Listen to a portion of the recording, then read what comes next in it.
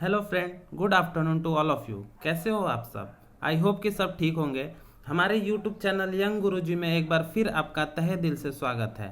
आज हमारी classification of element की सेकेंड वीडियो है। जिस किसी ने हमारी पहली वीडियो नहीं देखी है उसका लिंक डिस्क्रिप्शन में दिया गया है, आप सभी जाकर वो पहली वीडियो देख सकते हैं। चलिए आज का वीडियो स्टार्ट करते हैं। हमने कल देखा डोबेराइनर ट्रेट के बारे में। आज हम न्यूलैंड लॉ ऑफ ओक्टेव के बारे में जानेंगे। किसके बारे में? न्यूलैंड के अष्टक का नियम के बारे में हम उस पर डिस्कशन करेंगे। डोबेराइनर के फेल होने के बाद फिर न्यूलैंड आए और उन्होंने खोज शुरू किया। चलिए न्यूलैंड के बारे में जानने की थोड़ी कोशिश करते हैं। Who is Newland? न्यूलैंड एक ब्रिटिश केमिस्ट थे जो जिनका जन्म लंदन में हुआ था और उनका कार्यकाल 1837 से 1898 1837 टू 1898 तक था। उन्होंने एलिमेंट को क्लासिफाइड किया और अपने क्लासिफिकेशन को उन्होंने न्यूलैंड लॉ ऑफ ऑक्टेव नाम दिया। इस न्यूलैंड लॉ ऑफ ऑक्टेव में ऑक्टेव का मतलब ऑक्टेव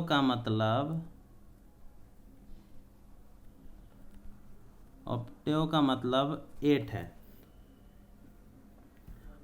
इन 1866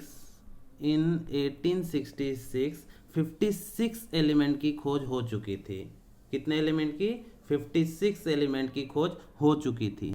उन्होंने उस समय के 56 एलिमेंट को उनके एटॉमिक मास के अनुसार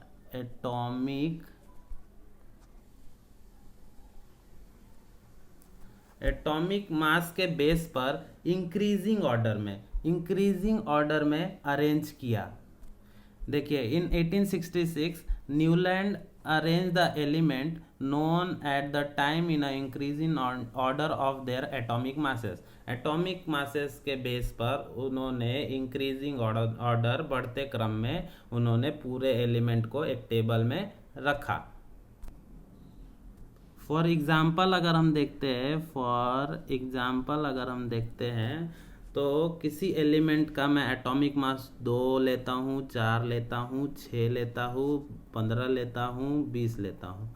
इसको मैं एटॉमिक नंबर उन्होंने जैसे रखा है एटॉमिक मास को इंक्रीजिंग ऑर्डर में, वैसे इंक्रीजिंग ऑर्डर में मैंने रखा है 2, 4, 6, 15 और 20। तो उस हिसाब से उन्होंने अपने इंक्रीजिंग ऑर्डर में रखा था। रखने के बाद तब उन्होंने देखा कि पहला एलिमेंट, जैसे कि ये पहला एलिमेंट है और समझिए 8वां एलिमेंट है। उन्होंने देखा कि पहला एलिमेंट जो है वो उसका प्रॉपर्टी 8वें एलिमेंट के बराबर है, समान दिख रहा है, इक्वालिटी दिख रहा है। फिर आगे भी चलकर देखा कि उसका सेम रिपीटेशन दिखाई दिया। उसी को उसने ऑक्टेव नाम दिया। उसी को उसने क्या नाम दिया? ऑक्टेव नाम दिया। तो उन्होंने पाया कि प्रत्येक 8वें तत्व का गुणधर्म पहले तत्व के गुणधर्म के समान है और उन्होंने उसे अष्टक नाम दिया। फिर उसने सोचा म्यूजिक में भी 7 स्वर होते हैं। जैसे 7 स्वर सा, रे, गा, मा, प, ध, नी, वैसे 7 स्वर होते हैं। तो उसके बाद 8वां सा आता है, फिर 8वां सा आता है, फिर वैसे ही उसका रिपीटेशन बार बार होते जाता है। तो वैसे ही एलिमेंट सेम म्यूजिक के स्वर की तरह प्रॉपर्टी दिखा रहे थे। तो उसने अपने ऑक्टेव को म्यूजिक नोट से कंपेयर किया। उसने ऑक्टेव को किससे कंपेयर किया? म्यूजिक नोट से। ठीक है। वैसे ही वेस्टर्न म्यूजिक में 7 नोट्स होते हैं। वेस्टर्न म्यूजिक में 7 नोट्स होते हैं। फर्स्ट डो, सेकंड रे, थर्ड मी, फोर्थ फा, फिफ्थ सो, सिक्स्थ ला, 7 टी। फिर उसके बाद उसने डेफिनेशन दिया न्यूलैंड के अष्टक के नियम का, न्यूलैंड लॉ ऑफ ऑक्टेव का। He called the he called the similar observed in the 8th and the first element as the law of octave। उसने आठवें तथा पहले तत्व के गुणधर्म में पाए जाने वाले समानता को अष्टक का नियम कहा। चलिए देखते हैं टेबल का starting lightest element hydrogen, hydrogen से हो रहा है और एंड जो है वो थोरियम से होता है। थोरियम का एटॉम टीएस से दर्शाते हैं। थोरियम को किससे दर्शाते हैं? टीएस से।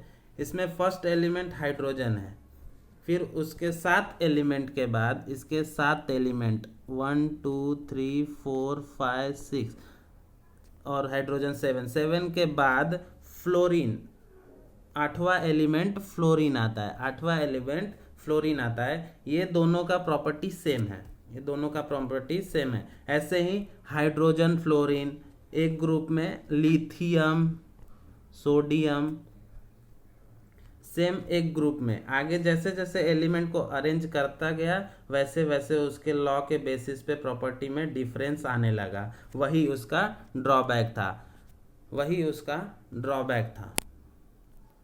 चलिए उसके ड्रॉबैक्स देखते हैं जिससे वह फेल हुआ।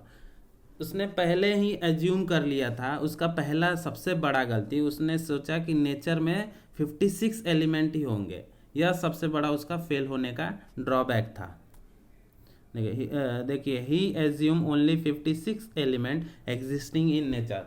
उसका सबसे बड़ा गलती कि उसने 56 एलिमेंट होगा ऐसा ही उसने पहले ही एज्यूम कर लिया था। आगे चलते हैं और देखते हैं उसकी दूसरी गलती क्या है। ये जो लॉ था वो बस कैल्शियम, यहाँ पे देखिए कैल्शियम तक ही ओबे कर रहा था। उसके आगे कोई भी एलिमेंट, उसके आगे कोई भी एलिमेंट उसके लॉ को फॉलो नहीं कर रहा था। उसके आगे जो भी एलिमेंट था कैल्शियम के आगे वो उसके लॉ को फॉलो नहीं कर रहा था। चलिए देखते हैं और उसने क्या गलती किया था। थर्ड वन, उसने क्या किया था कि उसने दो एलिमेंट को एक साथ ही एक ही स्लॉट में रखा था। जैसे कि यहाँ पे एग्जांपल देखेंगे कोबाल्ट और निकेल। इसमें एग्जांपल क्या देखेंगे? कोबाल्ट और निकेल। और इसमें कोबाल्ट और निकेल जो है वो नॉन मेटल है, सॉरी मेटल है। और इसमें हाइड्रोजन और फ्लोरीन के ग्रुप में उसने रख दिया था। तो जो कि हाइड्रोजन फ्लोरीन क्लोरीन वो नॉन मेटल है। हाइड्रोजन फ्लोरीन और क्लोरीन नॉन मेटल है।